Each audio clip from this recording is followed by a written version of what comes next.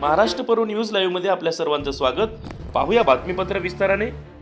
Motorcycle स्वारांना अज्ञात वाहनाने उडवले, एकाच्या धडापासून शिर तर दुसऱ्याचा खांद्यापासून हात वेगळा, दोघांचाही मृत्यू। महादेवाचा नवस फेडण्यासाठी गेलेल्या दाजी मेहुण्यावर काळाचा घाला। माहूर तालुक्यातील मोजे पानोळा येथील एकाच कुटुंबातील 20 ते 25 भाविक ॲटोद्वारे महादेवाचे नवस फेडण्यासाठी आर्णी तालुक्यातील मौजे पांगरी या गावी महादेव मंदिरावर जाऊन पुरणपोळीचा नैवेद्य दाखवून नवस फेडून परत येत असताना यापैकी दोघे जण मोटरसायकलवरून माहूरवरून वाई बाजार मार्गे पानोळा जात असताना मौजे उमरा येथील राष्ट्रीय महामार्गावर त्यांना अज्ञात वाहनाने जबर धडक दिल्याने प्रकाश परसराम राठोड वय वर्ष 52 यांचे धडापासून शिर वेगळे झाले, तर भारत धनसिंग राठोड वय वर्ष 55 यांच्या खांद्यापासून हात वेगळा झाला। या दुर्दैवी अपघातात दोघांनाही आपला प्राण गमावल्याची दुर्दैवी घटना या ठिकाणी घडली आहे।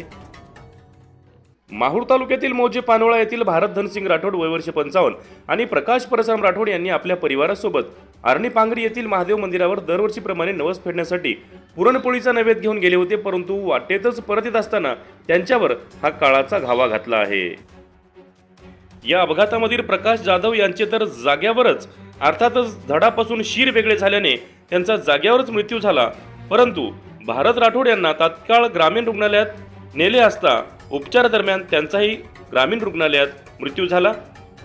या घटनेतील दुर्दैव प्रकाश राठोड यांचे शिर अनेक तास रस्त्यावरच पडून होते, त्यावरून अनेक वाहने गेल्याचे प्रत्यक्षदर्शींनी सांगितले।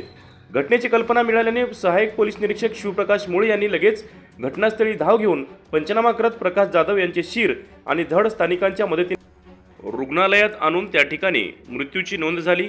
तसेच डॉक्टर अक्षय सांगळे यांनी आष्टाचे डॉक्टर संदेश राठोड यांनी स्वच्छेदन केले। घटना इतकी गंभीर होती की रस्त्यावर रक्ताचा सडा पडलेला होता। ट्रामा केअर सेंटर असते तर जखमींचा जीव वाचला असता, अशी प्रतिक्रिया नागरिकांकडून होत आहे। एकाच घरातील जावई आणि मेहुण्याचा अपघाती मृत्यू झाल्याने पानोळा गावासह तालुक्यात हळहळ व्यक्त होत आहे। या घटनेचा तपास सहाय्यक पोलीस निरीक्षक शिवप्रकाश मुळे यांच्या मार्गदर्शनाखाली police head constable Gajanan Chaudhari यांच्यासह सिंदखेड पोलीस करीत आहेत।